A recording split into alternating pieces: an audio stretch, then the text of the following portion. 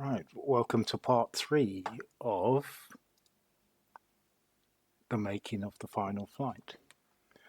Now, in the first part, I explained how playing Sport of Kings eventually led me to the idea of building my own horse racing game. And in part two, um, that I knew nothing about coding and I had to teach myself how to build it. But there's another really important part of the story that I haven't explained yet, which is why did I actually want to build another horse racing game in the first place?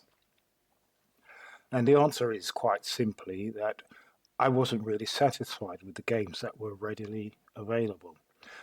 Now, they weren't bad games, they obviously had things that I enjoyed, otherwise, I wouldn't have been playing them. But there were things that I felt were missing, and those things eventually became the foundations of the final flight. And the first thing is jump racing. I mean, it really bothered me that the games that I was playing were primarily built around flat racing, and for me, that was a big omission. I wanted jump racing. I wanted to see horses sailing over fences. I find that exhilarating. Horses measuring a hurdle, fast and accurate jumping. That's so much more interesting to me than just flat racing. But I didn't want jumps to simply be something added visually to an otherwise identical racing system.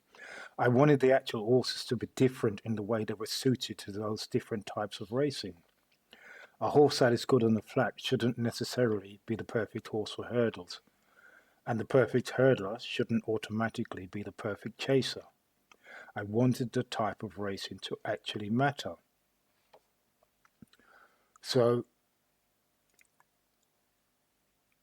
like on this My Game, you have preferences that you can set. You can set the distances and the preferred goings, which is just standard, but you can also set a combination. Do they want the hurdles? Do they want the flat? Can they handle hurdles and chase? Do they like to go left-handed? Do they like to go right-handed?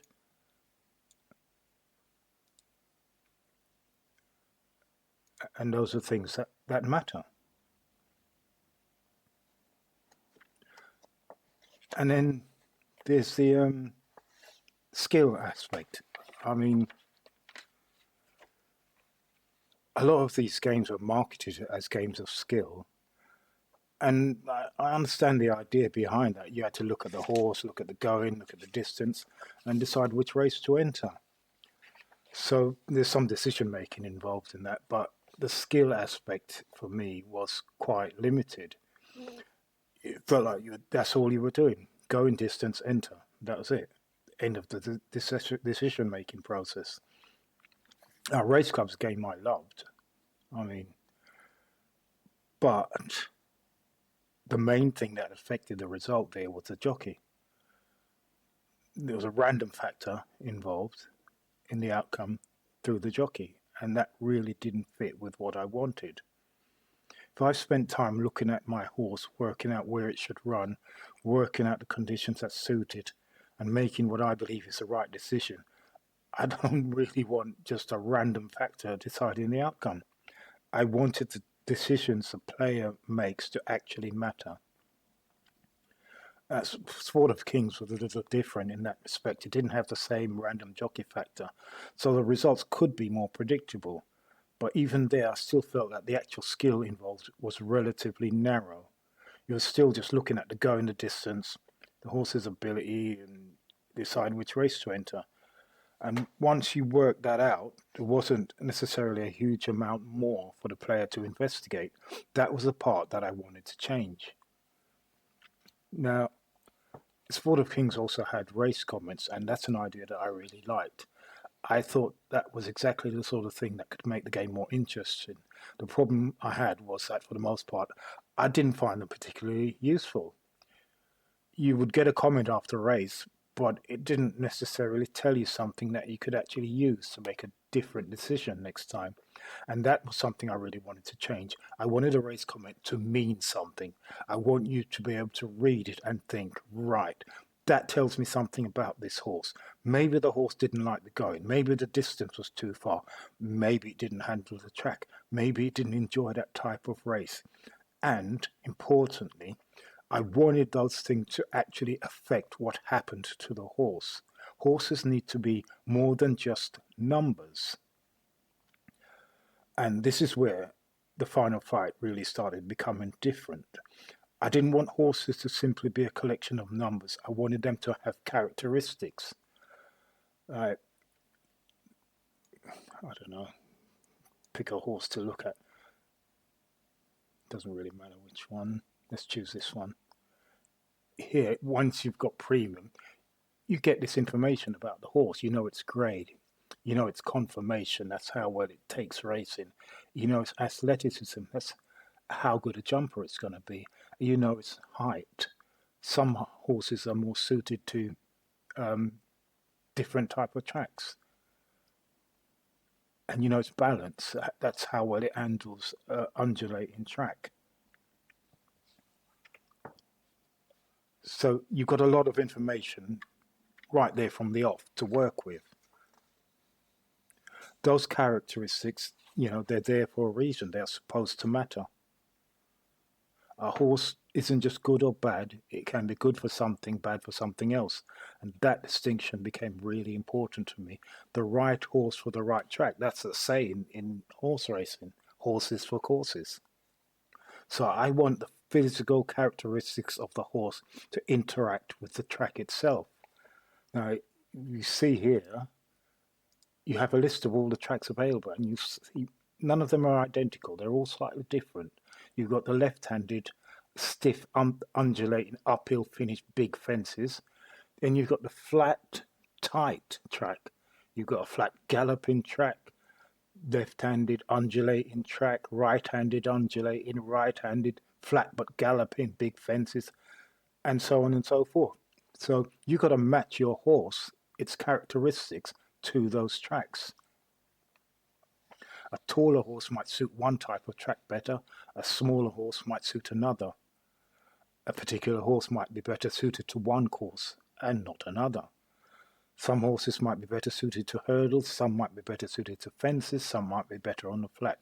And I wanted those differences to actually matter when the horse races. So the question isn't simply, is it a good horse? Has it got great times? The question becomes, is this the right horse for this race? And that is a much more interesting question. Horses, they have their own characteristics and their own preferences. I wanted the horses themselves to feel different from one another. Some horses like racing, some don't. Some respond well to certain conditions, others don't. Some thrive over certain distances. Some struggle when you ask them to do something that isn't really suited to them. And that's where the race history and the race comments become important. But the player has to learn the horse. What I really wanted was for the player to learn the horse. I didn't want the game to tell you, oh, this is a 2-mile horse, put it in this race. I want you to work that out for yourself. Look at the horse's traits. Look at its previous races. Look at the comments. Look at the distance. Look at the going. Look at the track. Look at the type of race. And then you make a decision. So let's have a look at just one horse as an example. But it doesn't matter which one, anyone. You go to its recent races and you get the race result. You see this horse came last.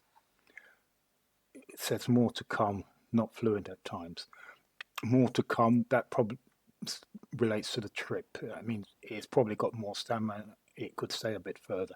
Not fluent at times tell you straight away, if you didn't remember it, that your horse is not a great jumper. And let's look at the winner. It has a totally different comment. He waited patiently. That tells you that's something there in itself, because that tells you he didn't try to make the run in.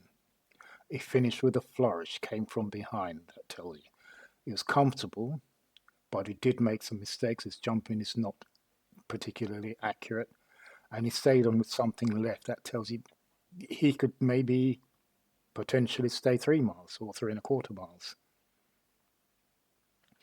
This one is interesting. This is a come from behind horse that tells you that straight away. He was untidy over the obstacles, not a great jumper, and he never settled. This is an important comment.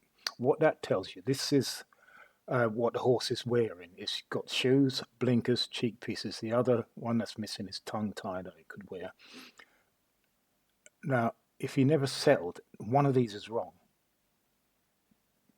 Shoes can't be wrong because shoes are always positive, but one of these is either having a negative effect or it needs a tongue tie. And you can then go back to this horse, go to training. I'll show you. Go to training. You can play about, remove his equipment, try and figure out what's actually going wrong, and adjust his equipment for his next race. And then you see if you get any sort of negative comment. If you don't, then you know that you've got it right. And this is what I want. I want the game to give you enough information afterwards to help you understand why, if something went wrong, if the horse underperformed. And this is what I mean by skill. Not saying everything should be predictable. The last thing I want is a game where the horse has got the best times, that horse wins every race. That's not it. That's not how it works. There should always be uncertainty. I don't want the uncertainty to be from a random factor.